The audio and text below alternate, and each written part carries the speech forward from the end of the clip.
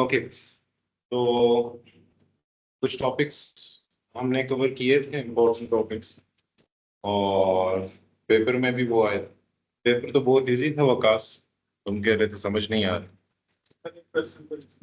अच्छा, चलें कर लेंगे। ओके, पब्लिक की क्रिप्टोग्राफी को अगर हम देखें तो पब्लिक की क्रिप्टोग्राफी में कुछ हमारे पास एल्गोरिदम्स हैं जिसमें कुछ हम कर भी चुके हैं और कुछ आपके सामने यहाँ इन लिस्ट हुए हुए हैं।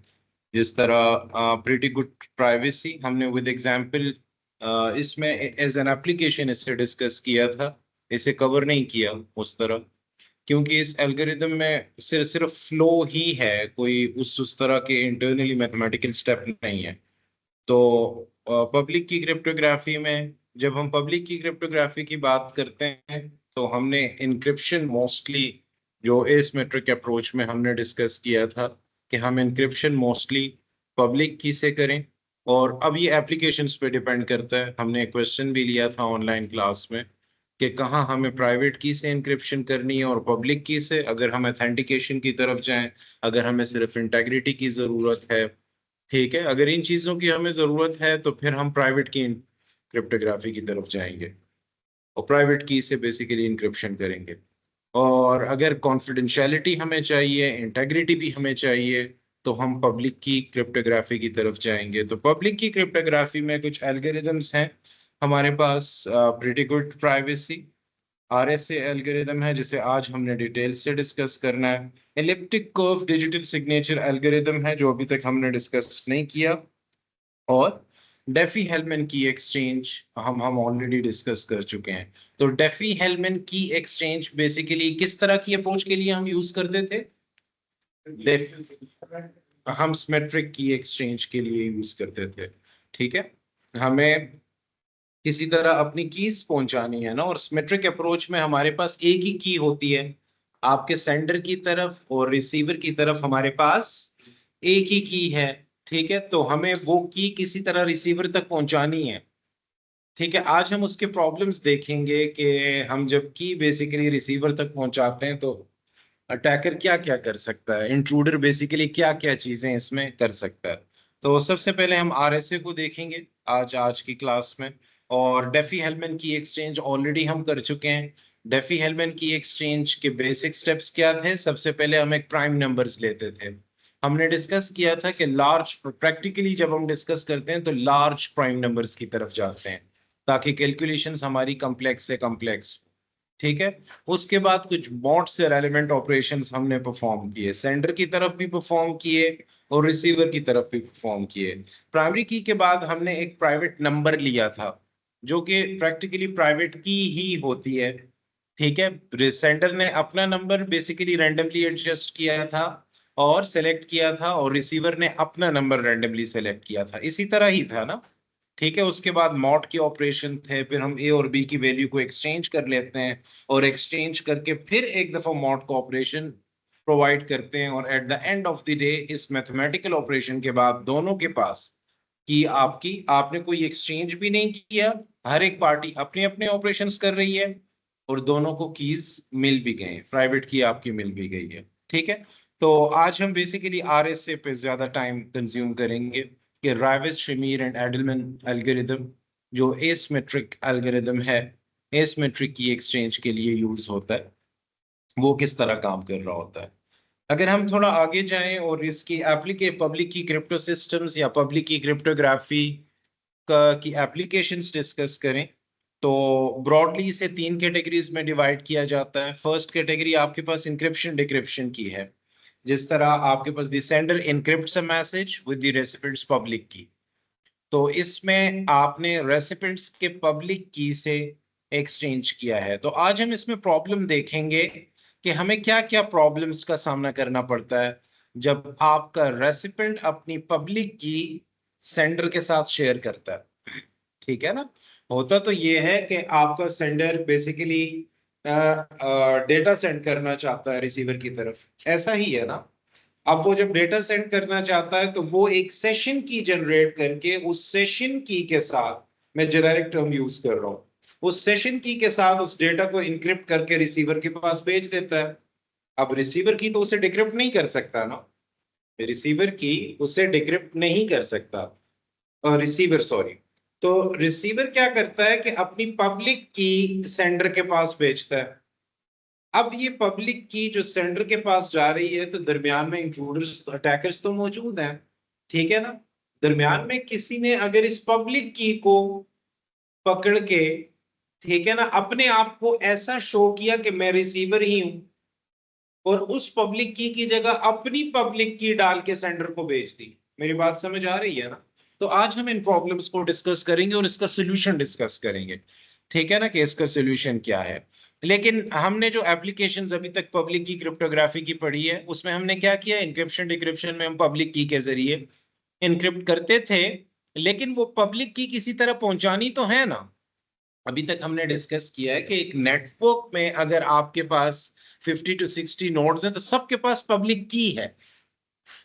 पब्लिक की टर्मिनोलॉजी ऐसी है कि सबके लिए है, लेकिन ये सबके पास है का मतलब यही इन तक पहुंची है ना। तो इन तक बेसिकली आपके तमाम नोड्स ने पहुंचाई है, ठीक है। अब जब आप पहुंचाते हो तो डेफिनेटली आप एक इनसिक्योर मीडिया को यूज कर रहे हो, इंटरनेट को यूज कर रहे हो। लाजमी तो नहीं है कि वो नोड आपके नेटवर्क का ही हिस्सा हो, वो किसी दूसरे ब्रांच में भी तो हो सकता है, किसी दूसरे नेटवर्क का हिस्सा हो सकता है। तो ओवरऑल अगर आप देखें तो ये पब्लिक की किसी तरह कंप्रोमाइज भी हो सकती है। इस चीज आज हमने इसे डिस्कस करना है। अभी तक हमने नहीं डिस्कस किया, हमने पब्लिक की को ऊपर ऊपर से डिस्कस किया था कि पब्लिक की सेंडर के पास पहुंच गई है। अब सेंडर ने पब्लिक की के जरिए इनक्रिप्ट किया, ठीक है, और रिसीवर की तरफ भेज दिया। अब जिसकी पब्लिक की होगी वो तो अपने प्राइवेट की से डिक्रिप्ट कर सकेगा ना। यही हमने एसिमेट्रिक अप्रोच में डिस्कस किया था। अभी तक पब्लिक की क्रिप्टोग्राफी की अगर आप सेकंड एप्लीकेशन देखें तो digital signature is one of the application. लेकिन डिजिटल सिग्नेचर में हम क्या करते हैं, प्राइवेट डिजिटल सिग्नेचर में हमारा मुद्दा कोई और होता है, हमारे ऑब्जेक्टिव्स कोई और होते हैं। हम मोस्टली ऑथेंटिकेशन की तरफ जाते हैं, हम मोस्टली इंटेग्रिटी की तरफ जाते हैं, कॉन्फिडेंशियलिटी हमारा मकसद नहीं होता। हम ये प्रूफ करना चाहते हैं कि ये डॉक्यूमेंट जिस बंदे से मिला है ये वही बंदा है जिसे मैं एक्सपेक्ट कर रहा हूं, ठीक है ना। जिस तरह नॉन रिपुडिएशन में हमने देखा था, ठीक है। तो हम क्या करते हैं, हमने प्राइवेट की से एनक्रिप्ट करना होता है। हम सिर्फ ये जानना चाहते हैं कि ये बंदा वही है जिस तरह ऑथेंटिकेट हम करना चाह रहे हैं, ठीक है। तो जिसकी पब्लिक की से बेसिकली वो डिक्रिप्ट हो जाएगा, तो हमें पता चल जाएगा कि यार ये बंदा तो वही है जिसे मैं एक्सपेक्ट कर रहा हूँ। तो हमने फिर डिजिटल सिग्नेचर में इसकी एप्लीकेशन देखी पब्लिक की क्रिप्टो सिस्टम्स की, ठीक है। तो two sides cooperate to exchange, बाज़ों का थर्ड एप्लीकेशन इसकी ये है कि दोनों साइड्स बेसिकली सेशन की को एक्सचेंज करने में, सेशन की आज हम इसे डिस्कस करेंगे। सेशन की टर्मिनोलॉजी आपको, जब दो पार्टीज आपस में कम्युनिकेशन कर रही होती है तो उनका एक सेशन एस्टैब्लिश होता है, ठीक है। मैं एज्यूम कर रहा था कि ये चीज आपको पता है, और मुझे एज्यूम करना भी चाहिए, इसीलिए मैंने एक क्वेश्चन दिया था टीएलएस का, ट्रांसपोर्ट लेयर सिक्योरिटी का। मैंने वैसे ही वो टीएलएस वहां डाल दिया है, ठीक है, जस्ट कंफ्यूज करने के लिए। तो टीएलएस बेसिकली ट्रांसपोर्ट लेयर पे सिक्योरिटी प्रोवाइड करता है आपको। ट्रांसपोर्ट लेयर पे एसएसएल हमने सिक्योर शेल, ठीक है ना, एसएसएल भी कहते हैं, टीएलएस भी कहते हैं। तो ट्रांसपोर्ट लेयर पे आपको सिक्योरिटी प्रोवाइड करता है टीएलएस, ठीक है। स्टेप्स वही परफॉर्म होने थे, जस्ट कंफ्यूजन के लिए मैंने टीएलएस वहां लिख दिया। होना वही पब्लिक की और प्राइवेट की का कंसेप्ट है, होन होनी वही कॉन्फिडेंशियलिटी है, लेकिन क्योंकि ट्रांसपोर्ट लेयर आपका दो पार्टीज के दरमियान सेशन एस्टैब्लिश करता है, ठीक है। दो पार्टीज के दरमियान सेशन, एप्लीकेशन लेयर तो एचटीटीपी कहते हैं कि आपके मैसेज को एक जेनेरिक फॉर्मेट प्रोवाइड करना, आपके रिक्वेस्ट को आपके रिक्वेस्ट को जेनेरिक फॉर्मेट प्रोवाइड करके उस रिक्वेस्ट को रिसीवर तक पहुंचाना भी तो है ताकि सेशन एस्टैब्लिश हो। तो उसके लिए हमें किसकी जरूरत पड़ेगी, ट्रांसपोर्ट लेयर के सर्विसेज की जरूरत पड़ेगी, ठीक है। तो ट्रांसपोर्ट लेयर पे हमने सिक्योरिटी तो प्रोवाइड करनी है ना, तो वो सिक्योरिटी हम टीएलएस के जरिए प्रोवाइड करते हैं। तो ये सेशन की बेसिकली इनिशियली जब दो पार्टीज आपस में सेशन एस्टेब्लिश करती है, तो रिसीवर क्या सेंडर क्या करता है, अपने सेशन की से डेटा को इनक्रिप्ट करके भेज देता है। अब रिसीवर कहता है मेरे पास तो सेशन की है ही नहीं। रिसीवर को भी तो सेशन की चाहिए ना, कि उसे डिक्रिप्ट कर सके। तो रिसीवर क्या करता है कि अपने पब्लिक की भेज देता है कि यार इस सेशन की और डेटा दोनों को, ठीक है ना, पब्लिक की के जरिए इनक्रिप्ट करके मुझे भेजो।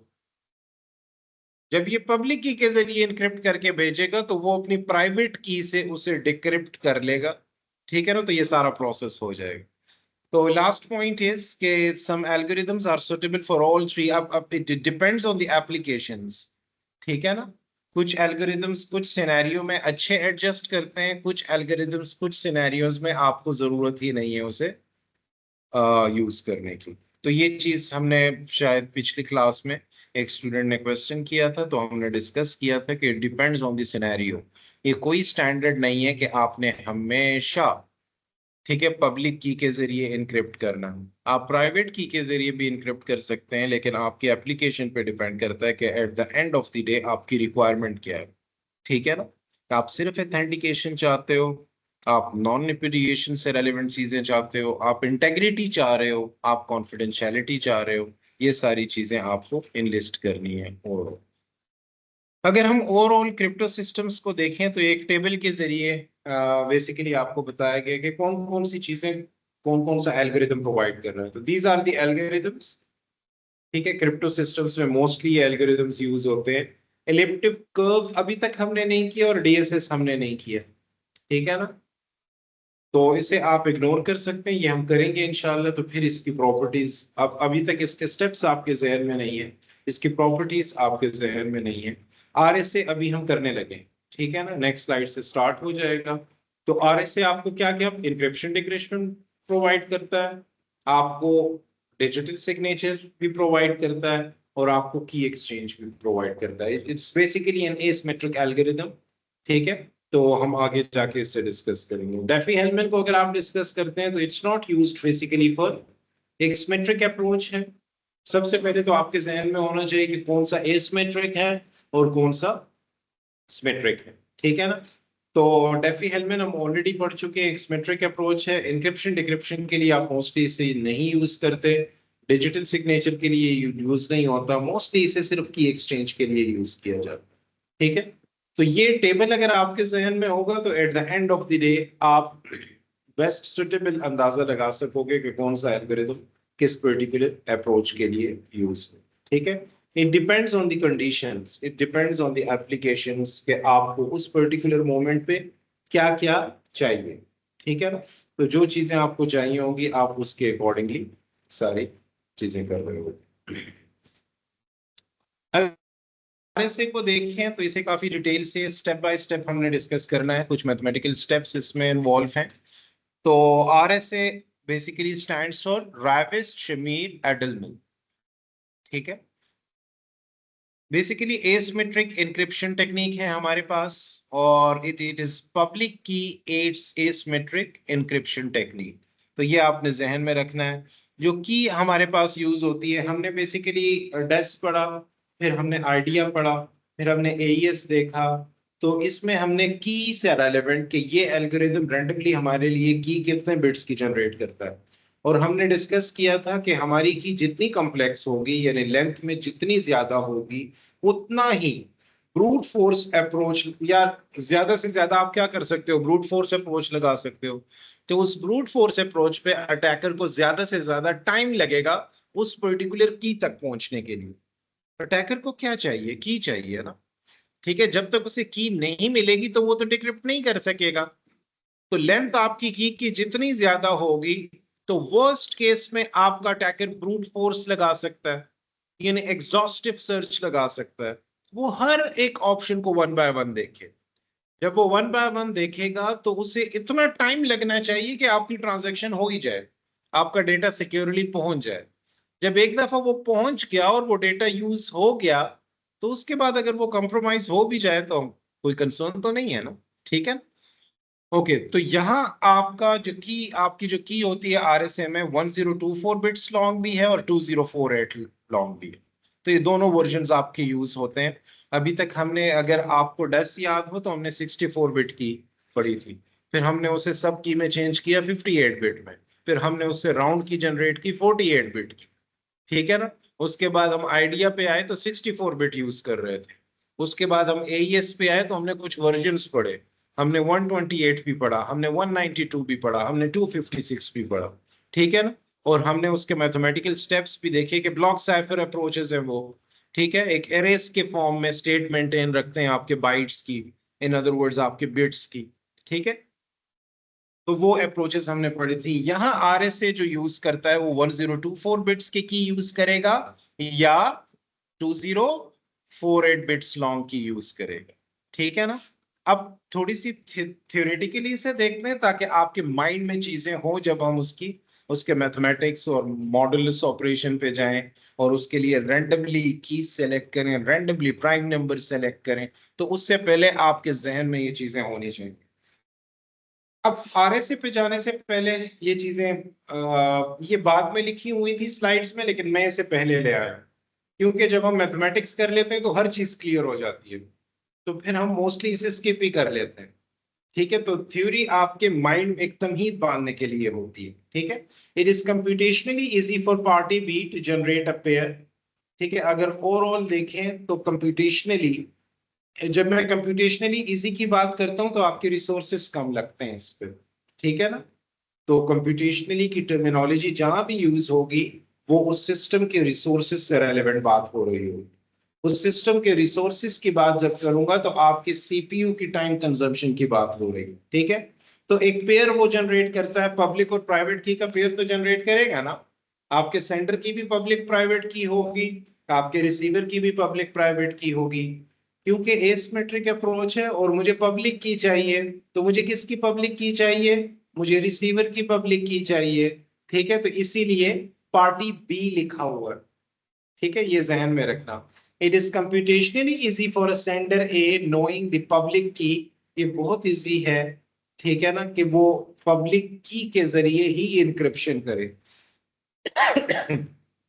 and the message to be encrypted and generate the corresponding ciphertext. Once आपको पब्लिक की मिल जाए फिर इंक्रिप्शन, पब्लिक की मीन आपको वो एल्गोरिथम मिल गया है, वो फ्लो मिल गया है जिसके जरिए आपने इंक्रिप्शन करनी है, ऐसा ही है ना, ठीक है। और उसके बाद जब आप इंक्रिप्शन करोगे तो आपके पास कौन सा टेक्स्ट जनरेट होगा, साइफर टेक्स्ट जनरेट होगा। It is computationally easy for receiver B to decrypt. अब जब उसने अपनी पब्लिक की इंक्रिप्शन के लिए शेयर की है तो अब वो अपनी प्राइवेट की से डेफिनेटली इस साइफर टेक्स्ट को दोबारा डिक्रिप्ट करेगा। क्या करने के लिए, प्लेन टेक्स्ट को एक्सट्रैक्ट करने के लिए, ओरिजिनल टेक्स्ट को एक्सट्रैक्ट करने के लिए। It is computationally infeasible for an adversary. Adversary किसे कहते हैं, आप मुझे बताओ। अटैकर्स जो होते हैं आपके पास, नोइंग द पब्लिक की टू डिटरमिन द प्राइवेट की, तो सिर्फ पब्लिक की से प्राइवेट की को डिटरमिन करना मैं इम्पॉसिबल नहीं कहता, ठीक है, लेकिन मुश्किल हो जाता, ठीक है ना, मुश्किल हो जाता है आपके लिए। It is computationally impossible for knowing the public की ऑफ एंड साइफर टेक्स्ट। अगर आपको पब्लिक की और साइफर टेक्स्ट पता है, ठीक है, तो बाज़ मुश्किल हो जाता है ओरिजिनल टेक्स्ट को एक्सट्रैक्ट करना, क्योंकि ओरिजिनल टेक्स्ट को हम एसिमेट्रिक अप्रोच में किस की के जरिए एक्सट्रैक्ट करते हैं, प्राइवेट की के जरिए, ठीक है ना। मैं डिक्रिप्शन की बात कर रहा हूँ, जब मैं ओरिजिनल टेक्स्ट को एक्सट्रैक्शन की बात कर रहा हूँ तो डिक्रिप्शन की बात कर रहा हूँ, ठीक है। तो RSA बेसिकली ये कुछ उसके स्टेप्स तो नहीं है, लेकिन ये वो वजूहात हैं जिस वजह से आप RSA की तरफ जाते हो। RSA कब डेवलप हुआ, 1977 में। This is basically the name of the scientist most widely used general purpose approach to public key encryption. Public key encryption में सबसे वाइडली यूज्ड होने वाला अप्रोच है। It's because of the key आपकी इतने बिट्स लॉन्ग है, ठीक है, कि आप एक कॉम्प्लेक्स की बोथ साइड्स पे जनरेट कर सको, ठीक है। बेस्ड ऑन एक्सपोनेंशिएशन, हम देखेंगे कि एक्सपोनेंशिएशन ऑपरेशन, एक्सपोनेंशियल ऑपरेशन किस तरह परफॉर्म होते हैं in a finite field for integers modulo and a prime. इसका मतलब है आपको कहीं ना कहीं प्राइम नंबर्स भी लेने होंगे, ठीक है। आपको कहीं ना कहीं फाइनाइट डोमेन में डील करना होगा, इनफाइनाइट नहीं होगा कुछ भी, ठीक है ना। इनफाइनाइट तो इट्स नथिंग, हमें फाइनाइट नंबर्स चाहिए, लेकिन हमें प्राइम नंबर्स चाहिए, हमें कहीं ना कहीं मॉडुलस ऑपरेशन भी परफॉर्म करने होंगे, हमें कहीं ना कहीं एक्सपोनेंशियल की जरूरत भी होगी। तो ये लाइन आपको 4 डिफरेंट मैथमेटिकल ऑपरेशंस के बारे में बता रही है, ठीक है। uses large integers 1024 bits long, it's basically for the keys, कि आप कीज के लिए लार्ज इंटीजर्स यूज करो। 1024 भी यूज होता है और 2048 भी यूज होता है। Security due to cost of factoring large numbers. तो हम इस पॉइंट को जब हम इसे नेक्स्ट स्लाइड पे करेंगे तो आपको पता चल जाएगा कि सिक्योरिटी बेसिकली आपको हर चीज की कीमत देनी पड़ती है, ठीक है ना। तो डेफिनेटली आपको लार्ज नंबर्स की फैक्टरिंग करके सिक्योरिटी को अचीव करना पड़ता है, ठीक है ना। जो मैं बार बार कह रहा हूं कि आपको हाईएस्ट कोशिश करें कि फाइनाइट ही होंगे जब आप कोई नंबर लोगे, लेकिन प्राइम नंबर्स जब आप लें रियल एनवायरनमेंट में जब भी लिए जाते हैं तो लार्ज प्राइम नंबर्स लिए जाते हैं, ठीक है। This is basically the approach right in front of you. The left side पे आपके लिए स्टेप्स मेंशन किए गए हैं, राइट साइड पे मैं कोशिश करता हूं कि आपको वो चीज बता सकूं। सबसे पहले हमने क्या करना है कि कोई ना कोई दो प्राइम नंबर्स हमने सेलेक्ट करने हैं, ठीक है। क्योंकि हमने यहाँ कैलकुलेशंस करनी है तो मैंने छोटे लिए हुए हैं। आपका सिस्टम बेसिकली एक स्पेसिफिक रेंज दे रहा होता है और उस रेंज के अंदर प्राइम नंबर सेलेक्ट करता है। तो वो रेंज जो आपके एल्गोरिथम, अब हमने अगर प्रैक्टिकली इसे इंप्लीमेंट करना होगा, सिमुलेशन करनी होगी, तो मैं आपको सजेस्ट करूंगा कि आप 1000 से ऊपर, 1000 से 2000 के दरमियान रैंडम नंबर जनरेट करें प्राइम नंबर का। पाइथन आपके लिए कर लेगा। आपने सिर्फ तीन पैरामीटर्स देने, आपने पी देना है, आपने स्टार्टिंग पॉइंट देना है, आपने एंडिंग पॉइंट देना है, और आपने बिल्ट इन फंक्शन यूज करना है, ठीक है ना। तो वो बेसिकली उन दो लार्ज नंबर्स के दरमियान आपके लिए दो प्राइम नंबर्स जनरेट कर दे। तो ये आप पे डिपेंड करता है। यहाँ 3 और 11 किए गए, तो हम हमेशा यहाँ इजी नंबर ही लेंगे ताकि हम किसी कंक्लूजन तक पहुंच सके, वरना हम लूप में ही फंस जाएंगे और उसके कैलकुलेशन ही करते रहेंगे। नाउ सेकंड स्टेप आपका क्या है कि कैलकुलेट, आपने क्या, n is equal to p cross q। n एक बहुत इंपॉर्टेंट इंटीजर नंबर है जो कि आपका इंक्रिप्शन में भी यूज होगा, जो कि आपका डिक्रिप्शन में भी यूज होगा। मैं थोड़ा सा इसे हाईलाइट कर देता हूं। देखिए, public key is basically used for encryption, n यहां भी यूज हुआ हुआ। Private key is basically used for decryption, n यहां भी यूज हुआ हुआ। तो ये n बहुत इंपॉर्टेंट है हमारा, ठीक है। तो हम n किस तरह फाइंड करेंगे, हम ऑलरेडी दो प्राइम नंबर्स ले चुके हैं ना, तो उन प्राइम नंबर्स को जब हम मल्टीप्लाई करेंगे तो हमारे पास क्या आ जाएगा, n आ जाएगा, ठीक है ना। अब थर्ड स्टेप हमारे पास क्या है, फाई ऑफ n कैलकुलेट करना। इसके लिए एक मैथमेटिकल टेक्निक यूज होती है, आयलर-टोशन फंक्शन। आयलर-टोशन फंक्शन, ये शायद किस किसने कन्वेक्स ऑप्टिमाइजेशन पढ़ी है, एमएस, एमएस तो कर रहे हो आप। किसी ने कन्वेक्स ऑप्टिमाइजेशन पढ़ी हो बीएस में, तो कन्वेक्स ऑप्टिमाइजेशन में आप आयलर टोशन फंक्शंस पढ़ते हैं, ठीक है ना, और इसके प्रूफ्स भी पढ़ते हैं और इसे ग्राफिकली भी इसका बिहेवियर देख रहे होते हैं। यहाँ हम इसका फॉर्मूला यूज करेंगे, Euler torsion function. Euler torsion function आपको कहता है कि p-1 इंटू q-1। p और q ऑलरेडी आप सेलेक्ट कर चुके हो, तो ओवरऑल फाई ऑफ n आपके पास क्या आ जाएगा, 20। तो 5 ऑफ n की वैल्यू आपके पास क्या है, 20 है, ठीक है ना। अब हमने फोर्थ स्टेप पे आना है। फोर्थ, तीन स्टेप हो गए हैं ना। फोर्थ स्टेप आपको कहता है कि ई की वैल्यू सेलेक्ट करें, ई की वैल्यू सेलेक्ट करें, लेकिन आपने ई की वो वैल्यू सेलेक्ट करनी है जो इन दो कंडीशंस को फुलफिल करे। आपने हर एक वैल्यू सेलेक्ट नहीं करनी, ठीक है ना। पहली कंडीशन क्या कहता है कि e is less than 5 and greater than or equal to 1। E आपने वो वैल्यू सेलेक्ट करनी है जो 25, 5 की वैल्यू हमने क्या फाइंड की है, 20। तो ई की वैल्यू 20 से लेस होनी चाहिए और 1 से, या 1 से 1 या 1 से बड़ी होनी चाहिए। एक तो ये है।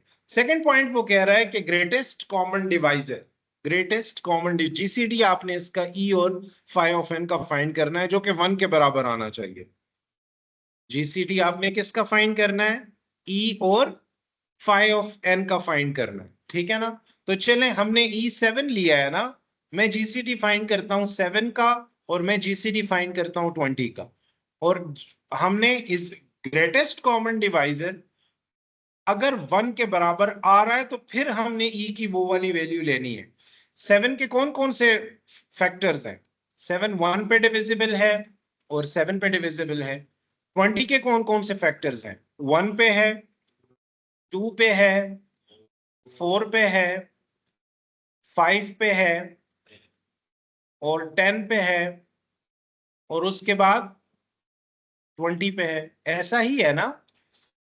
ठीक है, ये इसके डिवाइसेस हैं सारे के सारे। अब कॉमन ढूंढो, पहले कॉमन कौन सा है?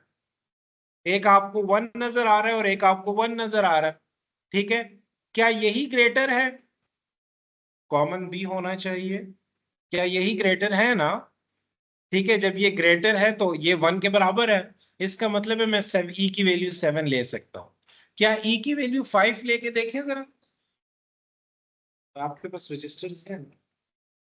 1 और 5, तो 5 के डिवाइजर्स हो गए, और 20 के डिवाइजर्स कौन कौन से हैं? 1 है, ठीक है, तो ग्रेटेस्ट डिवाइजर कौन सा आ गया?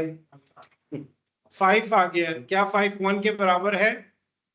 इसका मतलब है आप 5 नहीं ले सकते। मेरी बात समझ आ गई है ना? ठीक है ना, आप 11 लें, 1 और 11 आ गए, 20 के कौन कौन से हैं? तो इसका मतलब है कॉमन डिवाइजर कौन सा है? 1। ग्रेटर भी वही है, पहले कॉमन डिवाइजर देखना है और फिर आपने ग्रेटर पे जाना है, ठीक है ना? तो ग्रेटेस्ट ई की वैल्यू आपने वो लेनी है जो इन दो कंडीशंस को फुलफिल करे, तो 7 फुलफिल कर रही है, ठीक है ना? हमने ये जो ऑपरेशन किए ये 7 के लिए की, ठीक है? तो ये हमने फोर्थ स्टेप अभी किया है, हमने ई की वैल्यू सिलेक्ट की है क्योंकि ये ऑनवर्ड पब्लिक की और प्राइवेट की डिक्रिप्शन में यूज होने वाली है, ठीक है ना? अब जब हम पब्लिक की बेसिकली डिफाइन करेंगे तो पब्लिक की हमारे पास क्या होगी? ई कॉमा एन। ई की वैल्यू क्या है? 7, ठीक है ना? कॉमा बी की वैल्यू हमारी, एन की वैल्यू हमारे पास क्या है? हम ऑलरेडी मैं ऑलरेडी आपको बता चुका हूं कि एन की वैल्यू हमने एनक्रिप्शन के लिए भी यूज करनी है और एन की वैल्यू हमने डिक्रिप्शन के लिए भी यूज करनी है, वो दोनों फॉर्मूले में यूज हो रही है। तो एक पब्लिक की मैंने जनरेट कर ली है 7,33, ठीक है ना? तो जाहिर बात है इससे मैंने इंक्रिप्शन करना है, पब्लिक की मैं इसीलिए जनरेट कर रहा हूं ना, मैंने इसे सेंडर के साथ शेयर करना है। वो प्रॉब्लम्स डिस्कस करते हैं, उस प्रॉब्लम्स के लिए हमने क्या करना है वो टेक्निक्स भी डिस्कस करते हैं, लेकिन अभी पब्लिक की जनरेशन आरएसए के जरिए हो रही है। अब आप आ जाए डी, अब हम डिक्रिप्शन की तरफ आएंगे, ठीक है ना? तो डिक्रिप्शन के लिए हमें किस चीज की जरूरत है? प्राइवेट की जरूरत है, ठीक है? ये कीज तो जनरेट होती है ना, ठीक है ना? ये तो हर बार जनरेट होगी, ठीक है? एक सेशन के लिए जनरेट होती है। ओके, तो d is equal to e की पावर -1। e इज बेसिकली ये वाली वैल्यू है आपके पास। जो एक्सपोनेंशिएशन की टर्मिनोलॉजी यूज की गई थी वो पावर के लिए यूज की गई थी, तो ये जहन में रखना आप, ठीक है ना? e की पावर -1 का मॉड आप किससे ले रहे हो? फाई ऑफ n से, ठीक है? क्या मैं ऊपर वाली इक्वेशन को इस फॉर्म में लिख सकता हूं? मैंने क्या किया है, मैंने क्या किया है, ये e की वैल्यू लेफ्ट साइड पे कैसे आई है?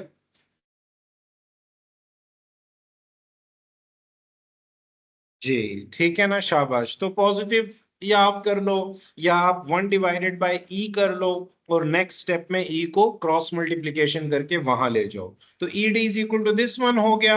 1 मॉड 5n की वैल्यू क्या है? 20। 1 का मॉड जब आप 5n से लेंगे, 20 से लेंगे तो आपके पास क्या आएगा? 1 का मॉड 20 से लेंगे तो 1 ही आएगा।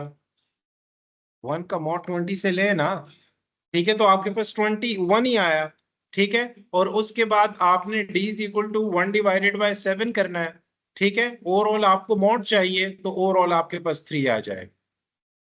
मेरी बात समझ आ रही है आपको ना? ठीक है, तो d की वैल्यू आपके पास 3 आ गई है, और d की वैल्यू जब आपके पास 3 आई है तो प्राइवेट की के लिए हम कॉम्बिनेशन कौन सा यूज करते हैं? d comma n। ये d की वैल्यू हम नेक्स्ट स्लाइड पे एक और अप्रोच के जरिए आपको बता रहा हूं। अगर मॉडल्स रिमाइंडर से थोड़ा सा कंफ्यूज हो रहे हो तो मैं नेक्स्ट स्लाइड पे मैंने एक एग्जांपल ली हुई है, ठीक है? तो ये आपकी प्राइवेट की हो गई है। तो क्योंकि एसिमेट्रिक अप्रोच है तो मेरे पास पब्लिक और प्राइवेट की डिफरेंट होनी चाहिए ना, है दोनों। 7 और 33 है और यहाँ 3 और 33। तो होपफुली आपको ये स्टेप्स समझ आ गए हैं ना सारे के सारे, कोई कंफ्यूजन तो नहीं है? अब देखते हैं जरा नेक्स्ट स्लाइड पे इस चीज को, इसी को मैंने डी को आप इजीली किस तरह फाइंड कर सकते हैं एक और अप्रोच के जरिए। कैसे फाइंड कर सकते हैं। एक तो पिछले वाला अप्रोच है, मॉड्यूलस बहुत इजी है, कोई ये सब उसमें रॉकेट साइंस नहीं है, लेकिन फिर भी अगर आप नहीं यूज करना चाहते तो this is the equation for D. D के लिए ये एक इक्वेशन है, अगर आप इसे याद रख सको, five of N multiply by I plus one divided by E. ठीक है ना। अब देखें ई की वैल्यू हम फाइंड कर चुके हैं, फाइव की वैल्यू हम फाइंड कर चुके हैं, ये दोनों तो हमारे पास पिछले आरएसए में फाइंड हो चुकी है ना। आई की बात हो रही है, आई एक ऐसा इंटीजर है जिसकी वैल्यू वेरी कर रही होगी। कब तक वेरी करेगी? देखो, मैंने आई की वैल्यू 1 2 3 4 ली, आपने until integer value of D is found. अगर आप डी की वैल्यू इंटीजर कहीं भी फाइंड कर लेना, आप स्टॉप कर जाएगा, वही डी की वैल्यू है। ठीक है ना। तो आप डी की आई की मुख्तलिफ वैल्यूज पुट करते रहे, आपके पास पॉइंट्स में वैल्यू आती रही। ठीक है ना। मैंने 1 पुट किया तो मुझे 3 मिल गई, क्योंकि पिछले आइटरेशन से मेरी 3 आई थी, तो मैं वेरीफाई कर सकता हूं कि 3 ही मेरे पास एक ऐसी वैल्यू है जो मुझे चाहिए, जो मेरी डिजायर्ड वैल्यू है। ठीक है। आप जरा पुट करें, ये 3 आना चाहिए, या कैलकुलेट करें अगर पुट नहीं कर सकते तो। 5 ऑफ एन की जगह आपने 20 पुट, 21 आ गया, डिविजन हो रही है, तो 7 3 द 21, इट्स सिंपल। ठीक है ना। आप e इज इक्वल टू 11 के लिए देखें, आपके पास पॉइंट्स में आ रही है, तो आपने यहां स्टॉप नहीं करना। आप i इज इक्वल टू, ठीक है, e is equal to for exponentiation अगर आप बात करें, और i इज इक्वल टू 2 के लिए देखें, मुख्तलिफ वेरी कर रही है, लेकिन यहाँ इन्होंने e की वैल्यू चेंज की हुई है। और e की वैल्यू हमने कैसे फाइंड करनी है? हमने दो कंडीशंस फुलफिल करनी है, दो कंडीशंस फुलफिल करनी है। आई 1 और 5 एन के दरमियान हो ग्रेटेस्ट कॉमन डिवाइजर। ठीक है ना। तो ई की मुख्तलिफ वैल्यूज के लिए आप ये वैल्यूज देख सकते हैं, देखिए पॉइंट्स आ रही है, तो मे भी ई की दूसरी वैल्यू के लिए आई इज इक्वल टू 1 ना चले, जो कि नहीं काम कर रही, 1 पॉइंट्स में वैल्यू दे रही है, और हमारे पास कंडीशन ही ये है कि integer value of D find. ठीक है ना, हमने तो इंटीजर फाइंड करना है बेसिकली। ये समझ आ गई आपको? कोई कंफ्यूजन तो नहीं है यहां तक? ओके। अब अगर आप इंक्रिप्शन और डिक्रिप्शन में देखें, एक सिंपल सी एग्जांपल आपके लिए डिस्कस की गई है। मैंने ए ऑफ आई क्या लिया? 19 लिया प्लेन टेक्स्ट में। मैंने ए ऑफ आई क्या लिया? 19 लिया मैंने। ठीक है ना। 19 मैंने क्यों लिया? प्लेन टेक्स्ट है मेरा, ओरिजिनल टेक्स्ट। मैंने इसलिए लिया क्योंकि ए बेसिकली फर्स्ट अल्फाबेट है और आई नाइन्थ अल्फाबेट। आप कोई भी कॉम्बिनेशन ले सकते हैं, आप पे कोई प्रॉब्लम नहीं है, लेकिन मैंने ए आई अगर लिखा है तो किसी वजह से लिखा है। ठीक है। तो 19 मेरे नीचे लिखा भी हुआ है, ए बेसिकली फर्स्ट लोकेशन पे और आई बेसिकली 9। हमारे पास प्लेन टेक्स्ट क्या है? ए आई एज अ होल मेरे पास प्लेन टेक्स्ट है। यानी इन अदर वर्ड्स, आप अगर इंटीजर्स में डेसिमल में लेना चाहें तो 19 आपके पास प्लेन टेक्स्ट है, 19 आपके पास ओरिजिनल टेक्स्ट। ठीक है। मैंने साइफर टेक्स्ट जनरेट करना है और मैंने डिक्रिप्ट करना है। साइफर टेक्स्ट के लिए मुझे इंक्रिप्शन करनी है। ठीक है ना। जब मैं इंक्रिप्शन करूंगा तो मॉड वाला फॉर्मूला यूज हो रहा है, P is basically your plain text, तो पी आपको 19 मिलेगा। ठीक है ना। और ई की वैल्यू हमने कौन सी सेलेक्ट की है पीछे? 7। ठीक है ना। और उसे हमने प्रूव भी किया है। ठीक है कि 7 उन दोनों कंडीशंस को फुलफिल कर रहा है, 1 और 5 एन के दरमियान भी है और ग्रेटेस्ट कॉमन डिवाइजर भी है। और एन हमने फाइंड किया है, दो प्राइम नंबर्स हमने लिए थे और उन्हें मल्टीप्लाई किया था, तो वो एन भी हमारे पास फाइंड हो गया। आप जब इसे कैलकुलेट करोगे तो साइफर टेक्स्ट आपके पास क्या आया? 13। ठीक है ना। जब आप इसे डिक्रिप्ट करोगे तो साइफर टेक्स्ट तो ऑलरेडी आपके पास है ना। ठीक है ना। और डी भी आप फाइंड कर चुके हो। देखें पिछले स्लाइड्स में हमने कीज जनरेट की हैं, अब उन कीज के जरिए हमने इंक्रिप्शन डिक्रिप्शन भी तो करनी है ना। तो साइफर टेक्स्ट हमारे पास आया, डी हम ऑलरेडी जनरेट कर चुके हैं, क्या था? 3। ठीक है ना। 3 हमने लिया, एन हम ऑलरेडी सेलेक्ट कर चुके थे with the help of prime numbers. 33 हमने लिया, तो मेरे पास डिक्रिप्ट करके क्या आना चाहिए था? 19 ही आना चाहिए।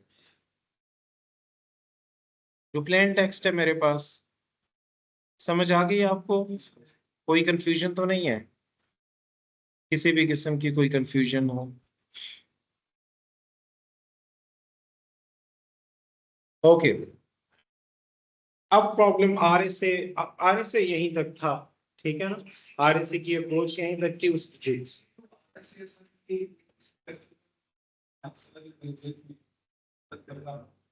हम पब्लिक की से एनक्रिप्ट करते हैं और रिसीवर जो है वो प्राइवेट की से डिक्रिप्ट कर लेगा। जब हम बात करते हैं कॉन्सेप्ट भी पढ़ते हैं तो हम कहते हैं इस लाइन का लॉक ये चाबी है वो चाबी के अंदर सेम भी होगी ओपन भी होगा। लेकिन ये सवाल अभी तक लगा था कि हम जो पब्लिक की से एनक्रिप्ट कर रहे हैं तो पब्लिक और प्राइवेट दोनों सेम नहीं होती, तो फिर कैसे प्राइवेट को डिक्रिप्ट कर सकता है? तो there must be some mechanism कि वो आपस में कोई लिंक होगा जो हमने पढ़ा था मेरे काम में, ये कुछ काम से। असल में बहुत सारे एग्जैक्टली आज आपको पेपर के, मैं पेपर का सोल्यूशन क्यों नहीं डिस्कस कर रहा हूँ। आज आपको कंक्रीट आंसर्स तमाम पेपर्स के क्वेश्चंस के मिल जाएंगे। लेकिन ऐसा भी नहीं है कि इस पेपर को आप इनके बगैर हल ना कर सकते। सबके जहन में कुछ ना कुछ, हमने टॉपिक्स इतने पढ़े थे, आप इस तरह समझ लें कि 75% उससे रेलेवेंट कंसेप्ट हमने पढ़े थे, बस उसके नाम नहीं पढ़े थे। जिस तरह आप कह रहे हो 100% ये ठीक कह रहा है। आज आज के लेक्चर जब खत्म होगा ना तो उन चारों क्वेश्चंस के जवाब आपके सामने होंगे। जिस तरह हमने टीएलएस की बात की, ट्रांसपोर्ट वो अभी स्टार्ट हो रहा है, पीकेआई। अब जब मैं एक सर्वर बनाऊंगा ना, पीकेआई सर्वर बनाऊंगा, ठीक है, और वो सर्टिफिकेट्स डिस्ट्रीब्यूट करेगा, ठीक है, सेशन की को किस तरह एनक्रिप्ट करना है, तो आपके और कुछ आंसर्स आ जाएंगे। ठीक कह रहे हो आप?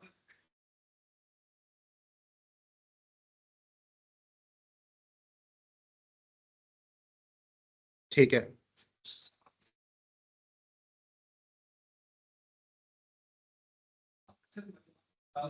उसी में था। Exactly exactly. ठीक है, जब मैंने ऑथेंटिकेशन का वर्ड यूज कर दिया है तो फिर वो लेक्चर सारा उससे भरा पड़ा था। हाँ, हाँ, ठीक है। कॉन्फिडेंशियलिटी के अपोजिट है ना। हाँ, ऑथेंटिकेशन को आप इंटेग्रिटी के जुमरे में ले सकते हो, लेकिन वो आज के बाद लोगे। आज जब मैं ये पीकेआई हम पढ़ेंगे ना, और दो तीन और अप्रोचेस पढ़ेंगे, तो आज के बाद आप इस पोजीशन में हो जाओगे कि हैशिंग को भी देख सकोगे। और ठीक है, तो वो थोड़ा था, लेकिन मैंने मिक्स किया था ना, कंटेंट बहुत कम थे, तो उस वजह से थोड़ा सा वो मिक्स करने के लिए चीजें। ओके। तो एक पीकेआई कंसेप्ट है मेरे पास, थोड़ा सा इसकी थ्योरी डिस्कस करेंगे। ये सारा सॉल्व्ड सिनेरियो है, ठीक है ना? ये सॉल्व्ड सिनेरियो आपको बताता हूँ। आपने ये कोशिश करनी है, एज्यूम करना है कि आपको सिर्फ ए और बी नजर आए, बाकी सब इग्नोर करो। ठीक है ना? मैं कलर चेंज करके फिर आपको बताऊंगा, ठीक है ना? आपको क्या नजर आ रहा है, ए और बी। मैं सिर्फ ये बेसिकली प्रॉब्लम है, ठीक है? मैं कलर कॉम्बिनेशन चेंज कर लूं तो मैं फिर आपको, ओके। आप एज्यूम करें कि आपके पास एक ये पार्टी है, ए पार्टी है, और एक आपके पास बी पार्टी है, ठीक है ना? हम पीकेआई सर्वर की तरफ आ रहे हैं, पब्लिक की इंफ्रास्ट्रक्चर अप्रोच की तरफ आ रहे हैं, लेकिन पीकेआई हम यूज क्यों कर रहे हैं? तो सबसे पहले हमने वो प्रॉब्लम डिस्कस कर ली है। तो हमारे पास दो पार्टीज हैं। ए के पास डेटा है बी को सेंड करने के लिए, ऐसा ही है ना? ए ने डेटा अपने सेशन की से इनक्रिप्ट करके बी को भेज दिया। ए ने क्या किया है? ए ने अपने सेशन की, ए को तो नहीं पता ना कि उसने अभी क्या करना है, ठीक है ना? ए को तो सिक्योरिटी चाहिए थी अपने डेटा के लिए। उसने रैंडमली एक की जनरेट की और बी के पास पहुंच गया। बी के पास वो डेटा पहुंचा, इन स्टेप्स को फॉलो करो, ठीक है ना? बी के पास वो डेटा पहुंचा, लेकिन बी तो कहता है कि मेरे पास, मुझे एक की चाहिए कि मैं सेशन की को डिक्रिप्ट कर सकूं। जब तक मैं सेशन की को डिक्रिप्ट नहीं कर सकूंगा, ठीक है, तो मैं तो उस डेटा तक पहुंच ही नहीं सकता, क्योंकि ये डेटा सेशन की से इनक्रिप्ट हुआ है। तो मुझे उस सेशन की का तोड़ चाहिए। तो बी ने क्या किया कि अपनी पब्लिक की भिजवा दी, ये जो मैं कह रहा हूं, पब्लिक की भिजवा दी ए को। बी ने क्या किया कि अपनी पब्लिक की, अब दरमियान में अटैकर बैठा हुआ है, ठीक है ना? अटैकर को एक मौका मिल गया है। अटैकर ने क्या किया कि इस पब्लिक की को स्निप किया, इस पब्लिक की जगह अपनी पब्लिक की डाल दी और उसे भेज दिया, ए को भेज दिया। चले अटैकर को बीच में नहीं डालते, ठीक है ना, साफ साफ काम करते हैं। आपके बी के पास सेशन की का तोड़ नहीं था, आपके बी ने क्या किया, पब्लिक की भिजवा दी ए को। ए क्या करेगा, ए क्या, अभी मैं अटैकर की बात ही नहीं कर रहा, ठीक है ना, बीच में ये ब्लैक वाला है ही नहीं, ये जो नीचे आपको नजर आ रहा है, ठीक है ना।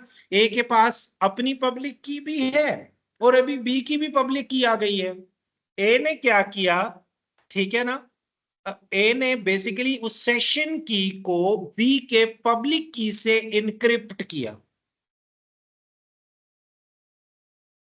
ठीक है ना। बेसिकली सेशन की का तोड़ नहीं था ना, ठीक है। ए ने क्या किया कि बी के पब्लिक की के जरिए सेशन की और डेटा को इनक्रिप्ट कर दिया, ठीक है ना। तो अब तो काम आसान हो गया है ना। अब बेसिकली इसने ये डेटा बी को सेंड किया, ठीक है। बी क्या करेगा, बी के पास जब ये डेटा आएगा तो वो अपने प्राइवेट की के जरिए उस सेशन की तक पहुंच जाएगा, ठीक है, और उस सेशन की के जरिए डेटा को इनक्रिप्ट करके उस डेटा तक, डिक्रिप्ट करके सॉरी, उस डेटा तक पहुंच जाएगा। ऐसा ही है ना, ये तो बिल्कुल सब कुछ ठीक है। प्रॉब्लम भी आपने सेशन की भेजी थी, बी को समझ नहीं आई, बी ने आपको पब्लिक की भिजवा दी, आपने उस पब्लिक की के जरिए सेशन की को इनक्रिप्ट किया। अब जब वो प्राइवेट की के जरिए डिक्रिप्ट करेगा तो सेशन की वो समझ पाएगा, पहले वो सेशन की अंडरस्टैंड नहीं कर रहा था।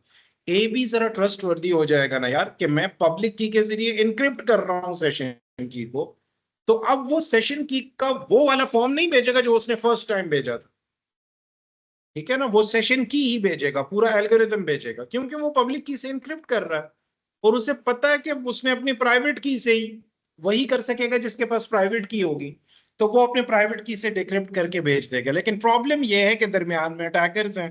तो एक तो अप्रोच ये है कि जब वो पब्लिक की भिजवा रहा था तो वो उस पब्लिक की को स्निफ करके उसकी जगह अपनी पब्लिक की डाल देगा। तो ए के पास किसकी पब्लिक की आई, अटैकर की, उसने अटैकर के पब्लिक की के जरिए सेशन की को इनक्रिप्ट किया, ऐसा ही है ना, ठीक है। अब अटैकर ही उसे डिक्रिप्ट कर सकता है अपनी प्राइवेट की के जरिए, क्योंकि वो नेटवर्क को स्निफ कर रहा है ना, जब वो पब्लिक की तक पहुंच रहा है तो वो किसी तरह नेटवर्क का हिस्सा है, ठीक है। उसने लूप होल ढूंढा है, कहीं ना कहीं कॉम्प्रोमाइज हुआ है नेटवर्क आपका ना। तो ओवरऑल बेसिकली ये सिनेरियो था जिसकी वजह से हम किसकी किसकी तरफ गए, पब्लिक की इंफ्रास्ट्रक्चर की तरफ गए। It is just like a server, हम एक थर्ड ट्रस्ट वर्दी एंटिटी इंक्लूड करना चाहते हैं, हम एक ऐसा सर्वर इंक्लूड करना चाहते हैं जो ट्रस्ट वर्दी हो। किसके लिए ट्रस्ट वर्दी हो, ए और बी के लिए, सेंडर और रिसीवर के लिए ट्रस्ट वर्दी हो। और ये वो सर्वर होगा, ये वो कंपोनेंट होगा, ठीक है, जो कि सर्टिफिकेट्स इशू करेगा। सर्टिफिकेट इशू करने से मेरी क्या मुराद है, जो कि डिजिटल सिग्नेचर्स जनरेट करेगा। तो अब पब्लिक की ट्रेवल ही नहीं करेगी। मैं आपको बताता हूं कि कैसे नहीं करेगी, प्रॉब्लम समझ गए हो ना। उस प्रॉब्लम का सोल्यूशन पीकेआई देता है। अब पीकेआई को थोड़ा सा पढ़ते हैं। Is basically a comprehensive framework used to create, manage, distribute, use, store, revoke and digital certificates. याद रखें ये सारे के सारे काम आपका एक सेंट्रलाइज्ड पार्टी है, एक सर्वर है, ठीक है, जो कि सर्टिफिकेट्स को यूज करने की इजाजत भी देता है, क्रिएट भी यही करेगा, ठीक है, डिस्ट्रीब्यूट भी यही करेगा, आपको मैनेज भी यही करके देगा। एक थर्ड पार्टी है, ट्रस्ट वर्दी पार्टी है, जिसपे आप दोनों ट्रस्ट कर रहे हो, ठीक है। It plays a crucial role in securing communication and ensuring the integrity and authenticity of your data, ठीक है ना, आपके डेटा की इंटेग्रिटी, ठीक है। इंटेग्रिटी किस तरह अचीव करता है वो हम डिस्कस करते हैं, ठीक है। इंटेग्रिटी को डेफिनेटली हैश के जरिए ये अचीव करेगा। और ऑथेंटिसिटी ऑफ डेटा आपका किस तरह, समझ आ गई आपको, कोई कंफ्यूजन तो यहाँ नहीं है। तो इस सिनेरियो में बेसिकली हमने प्रॉब्लम को डिस्कस किया है कि जब वो सेशन की बेसिकली जा रही है तो वो प्रॉब्लम बेसिकली है क्या मेरे पास। अब जब हम आगे जाएंगे तो अब हमने ट्रस्टेड सर्वर, हमने सर्टिफिकेट अथॉरिटी आप इसे कह सकते हो, आप इसे पब्लिक पीकेआई सर्वर कह सकते हो, ये आपका पीकेआई सर्वर है। आप इसे सेंट्रलाइज्ड सर्वर भी कह सकते हो, ठीक है ना, आप इसे सर्टिफिकेट अथॉरिटी सर्वर भी कह सकते, ठीक है। अब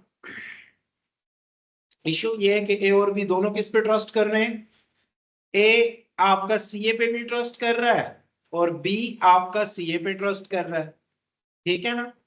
बी ने क्या किया कि पब्लिक की, जब ये ट्रस्ट कर रहे हैं तो इट मींस सीए की पब्लिक प्राइवेट की भी ए के पास है, ए की पब्लिक प्राइवेट की भी सीए के पास है, और बी भी पब्लिक की अपनी इजीली शेयर कर सकता है उसके साथ, ट्रस्ट हो रहा है, ट्रस्ट वर्दी कंपोनेंट है, एक सेंट्रलाइज्ड सर्वर है। इसी ने तो सर्टिफिकेट्स जनरेट करने हैं हमारे लिए, डिजिटल सिग्नेचर इसने प्रोवाइड, जिस तरह हमारे डॉक्यूमेंट पे सिग्नेचर होते हैं ना, वो उस डॉक्यूमेंट का प्रूफ बता रहे होते हैं कि इस बंदे ने एक्सेप्ट किया है।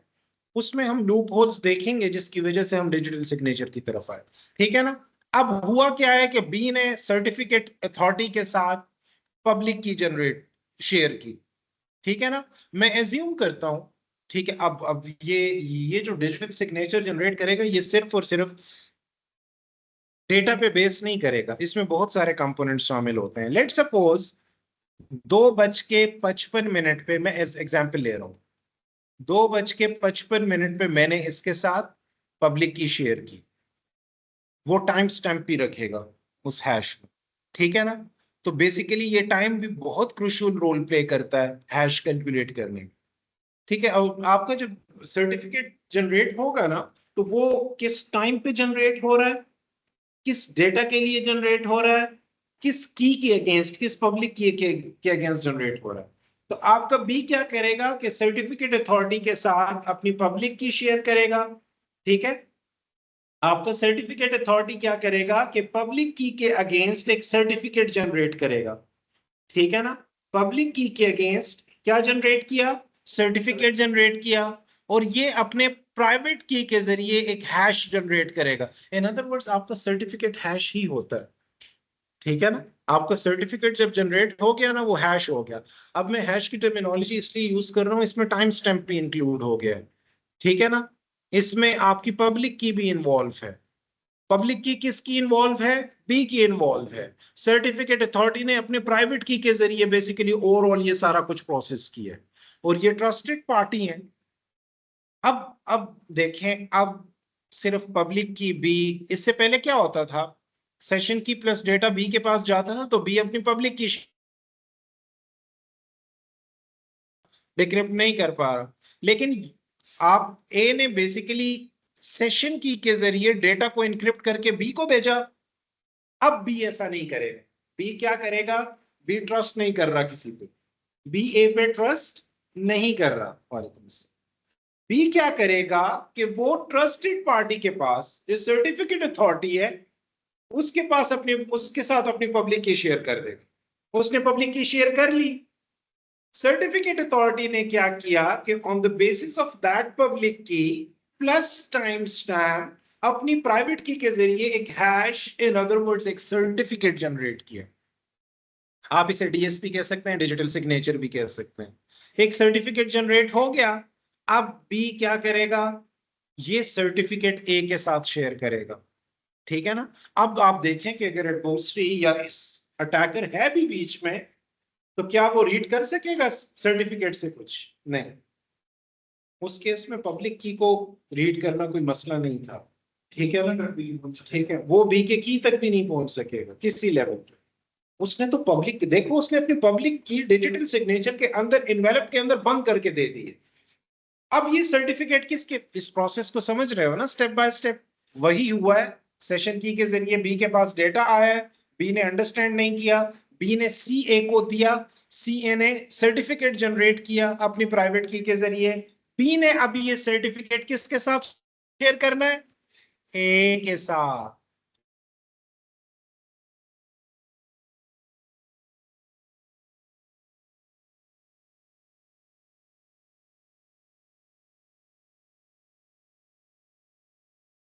इसी तक था ना, ठीक है ना। तो ए क्या करेगा कि बी की पब्लिक की उस सर्टिफिकेट से एक्सट्रैक्ट करेगा, किसके जरिए एक्सट्रैक्ट करेगा, किसके जरिए एक्सट्रैक्ट करेगा, उसने सर्टिफिकेट को पढ़ने के लिए भी तो की चाहिए ना, अपनी प्राइवेट की क्यों यूज करेगा विकास साहब? ये सीए हमने किस लिए डाला है? सीए ने अपनी प्राइवेट की के जरिए हैश किया था ना। सीए की पब्लिक की तो ए के पास है ना। इस केस में मुझे ऑथेंटिकेशन ही चाहिए, अब उल्टा हो रहा है। जरा गौर करो, मुझे ऑथेंटिकेशन मुझे चाहिए कि ये सीए ने किया है। मैं जब सीए की पब्लिक की के जरिए सर्टिफिकेट को डिक्रिप्ट करूंगा तो मुझे पता चल जाएगा ना कि ये सीए का ही है। तो मिक्स हो रहा है सारी चीजें, ठीक है, लेकिन थोड़ा सा सर्टिफिकेट इन्वॉल्व हुआ है, सीए इन्वॉल्व हुआ है, पीकेआई का इंफ्रास्ट्रक्चर इन्वॉल्व। तो आपने क्या किया कि आपने सीए की पब्लिक की के जरिए उस सर्टिफिकेट को डिक्रिप्ट किया। जब आप डिक्रिप्ट करोगे तो आपको क्या क्या मिलेगा? आपको बी की पब्लिक की मिलेगी। आप उस पब्लिक की के जरिए अपने डेटा को इनक्रिप्ट करोगे, सेशन की प्लस डेटा को इनक्रिप्ट करोगे। होता ये पब्लिक की और प्राइवेट की कुछ नहीं होते, इंटरनली सेशन की होती है, जो कि ट्रांसपोर्ट लेयर से, जो टीएलएस में मैं जा रहा हूं, जो कि ट्रांसपोर्ट लेयर से कंसर्न रखती है। तो नेटवर्क हर जगह इन्वॉल्व है। बेसिकली हम कहां तक पहुंचे? उस सेशन की तक पहुंचे, ठीक है ना। उस सेशन की प्लस डेटा को आपने बी के पब्लिक की के जरिए, सेशन की एस के आपको नजर आ रहा होगा, ठीक है ना, पब्लिक की के जरिए इनक्रिप्ट किया। आपने उस डेटा को बी की तरफ भेजा, बी अपने प्राइवेट की के जरिए उस डेटा को एनरोल कर देगी। तो ओवरऑल वर्किंग आपने किसकी समझनी है? इस सीए की समझनी है कि ये किस तरह सर्टिफिकेट्स जनरेट कर रहा है आपके लिए। मेरी बात समझ आ रही है ना? कोई कंफ्यूजन तो नहीं है? ठीक है, आ जाएगी एक और एग्जांपल एसएसएल से रेलेवेंट पढ़ते हैं, ठीक है ना। नेक्स्ट, ये ए और बी आपस में कम्युनिकेट करें, हर पार्ट में कुछ स्केल आएंगे, वो तो बी वहां से ए को सेंड करते हैं, डेटा वो डायरेक्टली ट्रांसफर करें, डेटा को सी ए पर ट्रांसफर करें।